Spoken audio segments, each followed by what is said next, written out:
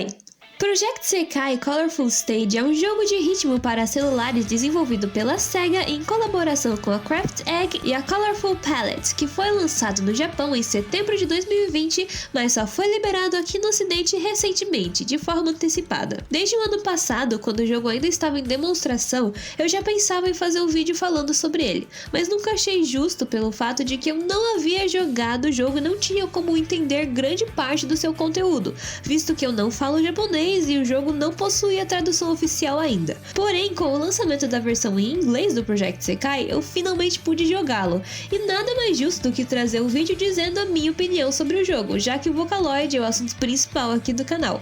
Então, sim, essa é a minha review do Project Sekai, o joguinho pra quebrar os dedos estrelando os Kryptoloid e um monte de idolzinho 2D que eu aposto que você não lembra o nome de nenhum. Lembrando sempre que essa é a minha opinião. Esse vídeo é completamente parcial e você está livre para discordar e deixar a sua própria opinião sobre o jogo aqui nos comentários, que eu estou ansiosíssima para ler. Sem mais enrolação, porque eu sinto que esse vídeo vai ficar simplesmente enorme, qual é a minha opinião sobre o Project Sekai? Parte 1. A história. Assim que iniciamos o jogo, nós damos de cara com a Hatsune Miku, que mais uma vez é o centro das atenções e praticamente a protagonista do jogo.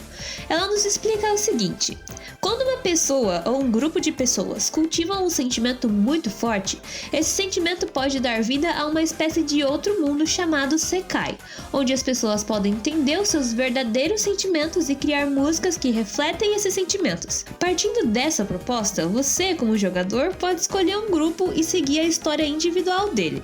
Nós temos 5 grupos: More Jump, a prima de terceiro grau do Love Live; Nightcore at 25, uma banda emo, tipo, olha a cara dessa garota de que escuta Paramore e My Chemical Romance até não ter mais alma. Vivid Bad Squad, o favelado de condomínio; Wonderland Showtime, o programa da Xuxa tá meio diferente; e por fim, Leonid, o grupo da menina da capa do jogo. Se eu parasse pra contar a história de cada um dos grupos em detalhes, do início até o fim, ia ficar insuportável de chato. Mas não contar nada sobre nenhum também é mancada. Então eu vou fazer um enorme favor a vocês e resumir as histórias em 10 segundos ou menos. Prontos ou não, aqui vai o speedrun.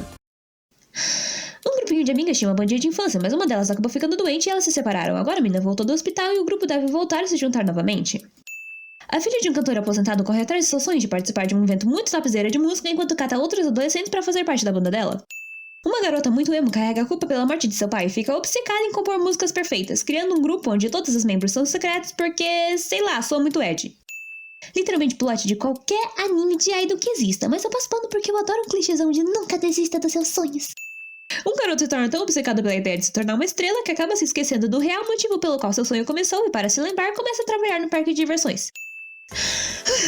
Pronto, em resumo é isso. Pra ser honesta, eu até que gostei das histórias, e apesar de não ser nada muito inovador ou que explode a sua mente, elas ainda conseguiram ser interessantes o suficiente pra me fazer ir atrás de ler o resto. O que, pra um jogo onde eu não conhecia nenhum personagem previamente, é até que um grande feito. Para desbloquear os capítulos das histórias, é necessário subir o rank dos grupos, e para fazer isso temos que jogar as músicas. Então vamos comentar isso agora. Parte 2. A jogabilidade.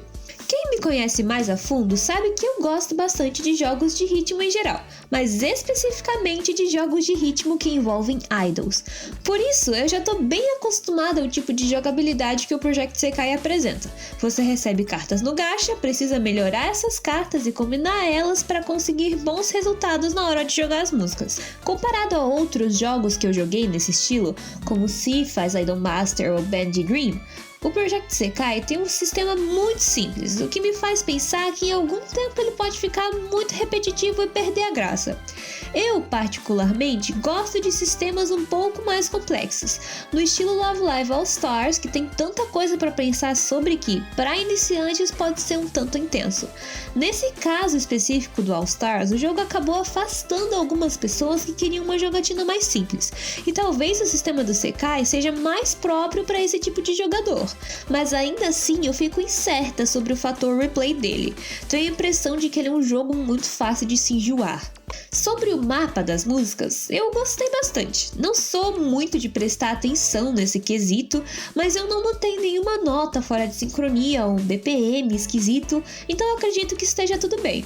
A dificuldade das músicas também está no ponto certo. Na demo que eu joguei há um bom tempo atrás, eu tive uma certa dificuldade com delay na hora de acertar as notas, mas atualmente isso mudou. Acho que o jogo foi melhor otimizado, até porque antes ele travava bem mais e na versão atual ele roda normalmente. Acho que essa parte também cabe dentro da jogabilidade, mas merece seu próprio título. Então, a seguir...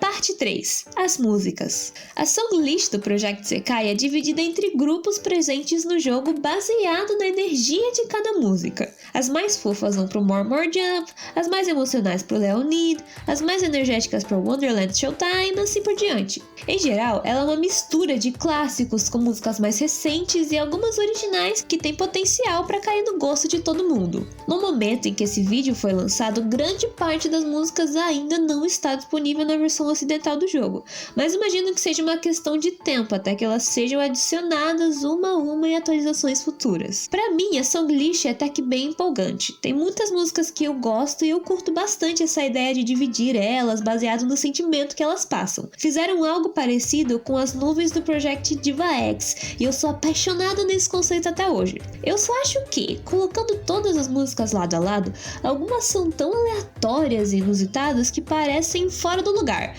como se a lista não tivesse sido planejada posteriormente e os produtores só foram adicionando o que desce na telha. O que na real deve ter sido exatamente o que aconteceu. Fora isso, as músicas são ok. Agora, sobre os covers, a conversa é outra. Eu gosto de todos eles? Não. Mas também não odiei nenhum. Em certas músicas funcionou, em outras não. Mas eu acho que o principal causador disso não foi nem a voz dos dubladores em si, mas sim a forma como eles precisavam cantar. Os idols japoneses cantam de um jeito muito específico, que é um pouco anasalado e meio forçado para parecer mais carismático.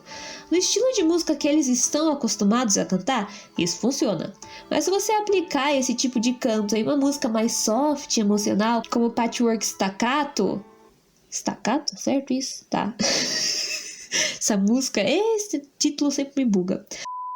Ou em algo mais intenso, como Tell, nem sempre vai funcionar. Claro que isso também varia de voz para voz. Tem certas músicas que funcionaram muito bem na voz de tal personagem, assim como algumas músicas simplesmente não combinam com o outro, e assim vai. Eu não sou apaixonada pelos covers do Project Sekai, mas tem sim alguns que eu gostei e que chamaram a minha atenção. Ainda assim, agradeço muito que a opção de áudio original esteja disponível para todas as músicas. Parte 4. O visual.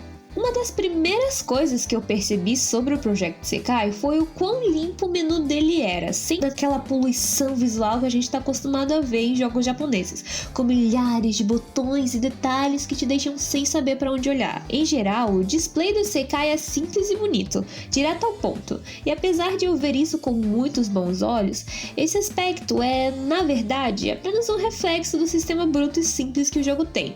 Ainda assim, é um mérito da equipe de design. Em contrapartida, mesmo com menos opções de botão da tela, eu, como jogadora, não me senti instigada a ir atrás dessas opções. E eu não acho que isso seja culpa do visual, mas sim da estrutura do jogo mesmo. Claro que eu não preciso que o jogo me aponte o que fazer o tempo todo. Esse é até outro ponto positivo, que ele não te leva pela mão e te diz literalmente tudo que você precisa fazer em todo lugar. Mas, ao mesmo tempo, seria bom ter algum incentivo para explorar o jogo e descobrir as funcionalidades que ele tem, ao invés de só deixar lá e esperar que a gente fique interessado. Por exemplo, eu só fui descobrir que tinha um mapa da cidade do jogo, com as lojas de música, de figurino e tal, depois que eu já tinha lido o primeiro capítulo de todas as histórias e jogado algumas músicas para desbloquear o resto das que eu achei mais interessante. Ninguém me incentivou a ir no gacha pegar cartas novas ou a melhorar as cartas que eu já tinha, nem mesmo a conseguir uma roupa. Acho que isso podia melhorar um pouco, mas entendo que, por outro lado, isso dá mais autonomia para o jogador. Sobre o desenho dos personagens, é o padrão que a gente vê hoje em dia em animes e jogos. Nada muito único ou chamativo, mas nada ruim também. É bonito, sim, e eu adoraria saber desenhar desse jeito, mas é só um traço em meia multidão, sabe? Então não tenho muito a comentar.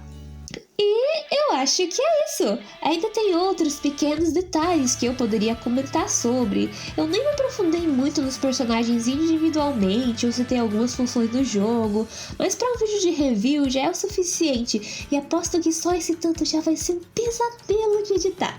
Então se você simpatiza com a minha dor, gostou desse vídeo e quer me ajudar a crescer, não esquece de deixar um like, um comentário aqui embaixo e se inscrever no canal, que é isso que me motiva a continuar trazendo vídeos cada vez mais trabalhados aqui pra vocês. Eu espero que tenham gostado, não esquece de ativar o sininho para receber uma notificação sempre que eu postar um vídeo novo.